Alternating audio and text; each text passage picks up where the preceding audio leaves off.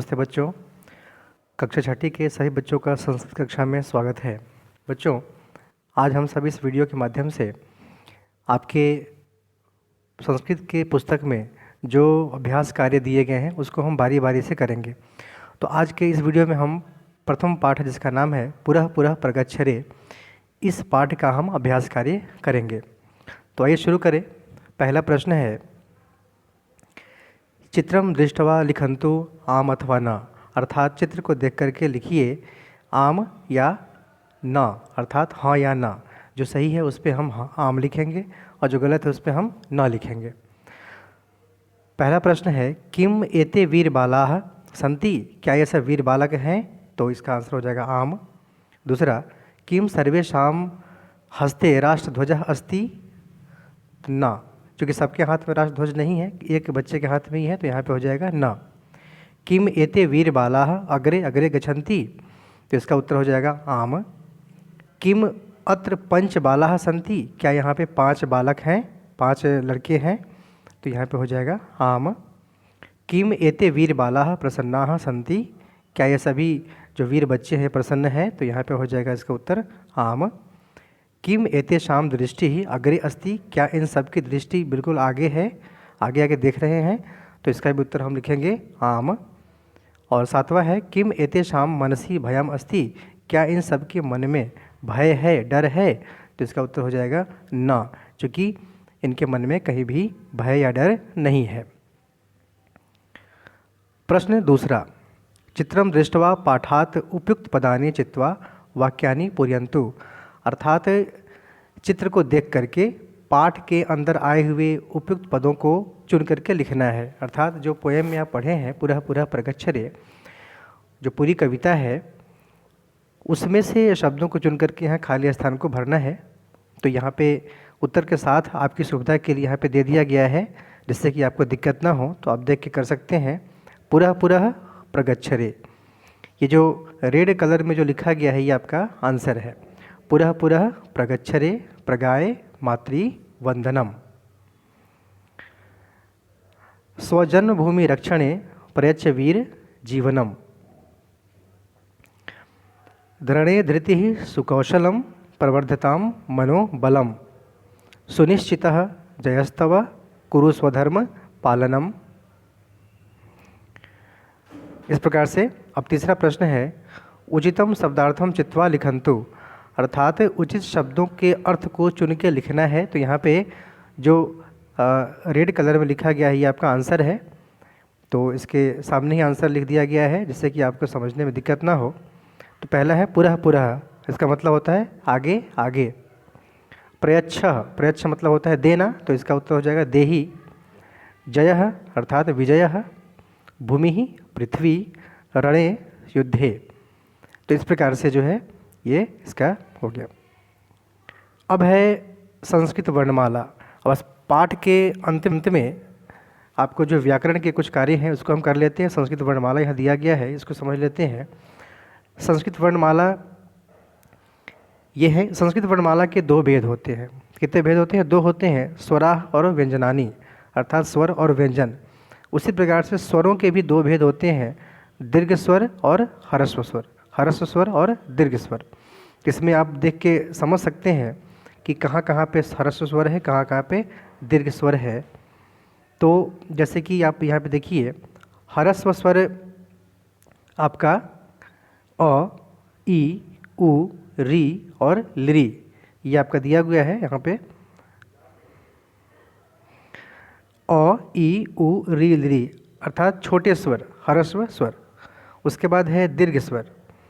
तो यहाँ पे आप देख सकते हैं कि दीर्घ स्वर है आ, ई, उ, री, ए, ऐ, ओ, औ, ये सभी जो है दीर्घ स्वर है। तो ये सभी स्वर हो जाते हैं। यदि हम देखेंगे तो कितने हैं, तो हम काउंट करके देख सकते हैं इसको। ऊपर के 5, 6, 7, 8, 9, 10, 11, 12 और 13, कुल मिला के ये 13 स्वर होते हैं।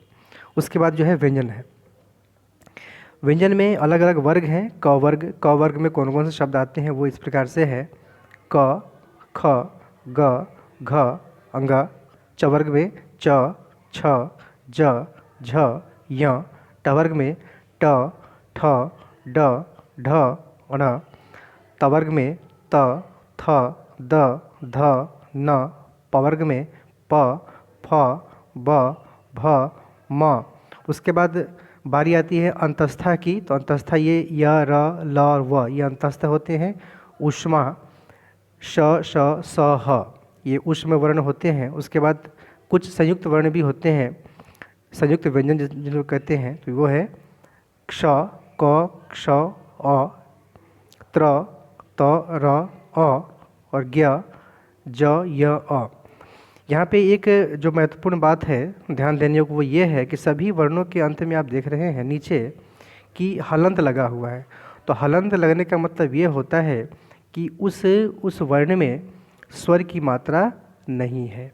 अर्थात इससे यह बात सिद्ध होता है कि जितने भी व्यंजन वर्ण है वह बिना स्वरों की सहायता से नहीं लिखे जा सकते हैं। जितने भी व्यंजन वर्ण होते हैं उनको लिखने के लिए स्वरों की आवश्यकता अवश्य होती है। तो यहाँ पे हलंत का मतलब यह है कि इसमें स्वर नहीं है। हलंत निकाल देंगे मतलब ये हो जाएगा क और अ, इसमें अ छुपा हुआ है। उसी प्रकार से ख, ख, अ, ग, ग, अ। इस प्रकार से जो है, जैसे कि हम लिखेंगे कैसे, क जोड़ अ, ख, ख जोड़ अ। तो मतलब ये होता है कि अगर हलंत लगा हुआ है किसी भी वर्ण में तो उसमें से आपने स्वर को निकाल दिया है, और हलंत यदि नहीं लगा हुआ है तो उसमें स्वर जो है अब है, उसमें स्वर छुपे हैं। तो आगे बढ़ते हैं, इसके और अभ्यास को कर लेते हैं। यहाँ पे क्या है, मात्रा अवबोधनम। मात्राओं को हम कैसे लिखते हैं वो ये है। एक तरफ आप देख सकते हैं कि ये वर्णाह लिखा गया है, वर्ण है, उनमें कौन सी मात्राएं छुपी हुई हैं, और वर्णों और मात्राओं को जोड़ते हैं तो क्या बनता है। तो अवर्ण है, अ की मात्रा कैसे होती है, तो एक सीधी छोटी सी लाइन होती है। आप देख सकते हैं यहाँ पे अवर्ण की जो है ये मात्रा है, ये सीधी मात्रा है ऐसे, ये अवर्ण की मात्रा हो जाती है। तो और वर्ण है क, क में जब अवर्ण की मात्रा जोड़ेंगे तो हो जाएगा क।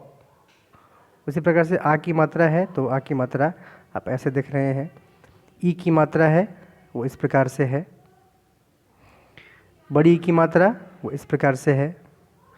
ऊ की मात्रा, छोटे ऊ की मात्रा इस प्रकार से है। बड़े ऊ की मात्रा इस प्रकार से है। उसी प्रकार से आगे भी री की मात्रा ऐसे है, बड़ी री की मात्रा इस प्रकार से है, ए की मात्रा इस प्रकार से है, ऐ की मात्रा इस प्रकार से है, ओ की मात्रा इस प्रकार से हम दे सकते हैं, ओ की मात्रा, औ की मात्रा इस प्रकार से, अंग की मात्रा एक बिंदी लगाना होता है, आह की मात्रा 2 विसर्ग लगाने होते हैं। तो इस प्रकार से जो है आपको ये समझ में आ गया है कि किस प्रकार से हम किस वर्ण में कौन सी मात्रा छुपी होती है और किस वर्ण की मात्रा को हम कैसे लिखते हैं, और उनको मिलाने से व्यंजन का कौन सा वर्ण बनता है। जैसे ये है क है, क, अ, का, क, आ, छोटी की, क, ई, फिर की, क, ई, कु, क, उ, कु, क, उ, क्री, क, री, क्री, क, री, के, क, ए, कई, क, ऐ, को, क, ओ, कौ, क, औ, कंग, क, अंग, क, कह, क और विसर्ग, या फिर क धन अ और विसर्ग कह। तो इस प्रकार से हम वर्णों को लिख लेते हैं। आगे देखते हैं, अब उससे संबंधित यहाँ पे अभ्यास दिया गया है जिससे कि आपको करना है। आपने समझ लिया कैसे करना है, अब इसको बड़ी आसानी से आप कर सकते हैं। यहाँ पे रू है, रू एक वर्ण है, तो इसमें आपको बताना क्या है कि इसमें कौन कौन से वर्ण छुपे हुए हैं, आपको उनको अलग करना है, अर्थात व्यंजनों में से स्वरों को अलग करना है। तो आप देख रहे हैं कि रू है, तो ये र में छोटी ऊ की मात्रा है, तो हम ऐसे लिख सकते हैं र, और हलंत हलंत लगा देंगे, जोड़ जो मात्रा है छोटी मात्रा है, छोटी ऊ की मात्रा है, तो जोड़ छोटी ऊ की मात्रा, ऐसे हम कर देंगे। फिर नीचे रू बड़ी मात्रा है, हम बोलने में समय लगता है थोड़ा सा, रू, तो र और ऊ, रू, धा, ध, आ, टी, ट, ई, ग, ग, अ, व्री, व, री, शी, श, ई, शे, श ए पो प ओ ने न ए चा च आ थे थ ए चौ च औ तै त ऐ ठह ठ अह डंग ड अंग ती त ई घो घ आ छ छ अ मी म ई त्रि त री व्री व री मी म ई पौ प औ। तो इस प्रकार से बड़ी आसानी से आप ले सकते हैं। अब यहाँ पे एक और अभ्यास कार्य क्या है कि आप सबको क्या करना है, इन वर्णों को आपको जोड़ के लिखना है। पहले आपने तोड़ा, अब इन वर्णों को जो है जोड़ के लिखना है। जैसे यहाँ पे, तो यहाँ पे आप देख सकते हैं कि कैसे लिखा हुआ है, इन वर्णों को हम कैसे जोड़ते हैं। तो ये बहुत ही अब आपके लिए काफ़ी आसान हो गया होगा, समझ लिए होंगे। तो इस प्रकार से आप लिख सकते हैं। आप इसको देख लेंगे। आगे बढ़ जाते हैं हम। यहाँ पे भी है, ऊपर दिया हुआ है, ठीक वही चीज़ यहाँ दिया हुआ है, बही और बिना, इन दोनों को हम कैसे जोड़ के तोड़ के लिखते हैं। उसी प्रकार से नीचे ध्यानेन पश्यन्तु प्रश्न संख्या 4 दिया हुआ है। इसमें आपको उसको विन्यास करना है, अर्थात तोड़ के लिखना है। ध कैसे लिखेंगे, तो ध में कौन कौन सी मात्राएं छुपी हैं, वो द य अ ध्य हो गया। उसी प्रकार से ये और भी आप देख के लिख सकते हैं। उसके बाद है वर्ण विन्यास कुर्वन्तु, वर्ण विन्यास कर सकते हैं, अर्थात वर्णों को तोड़ के लिखना। व्यंजन वर्णों में से स्वरों को अलग करने की जो प्रक्रिया होती है वो वर्ण विन्यास कहलाता है। तो यहाँ पे जैसे आम्रम है, तो यहाँ पे आपको मैं एक आध उदाहरण समझा देता हूँ, बाकी आप समझ गए होंगे। जैसे आम्रम है, तो आम्रम में कौन कौन से व्यंजन वर्ण हैं, कौन कौन से स्वर वर्ण हैं, उनको हमने अलग किया।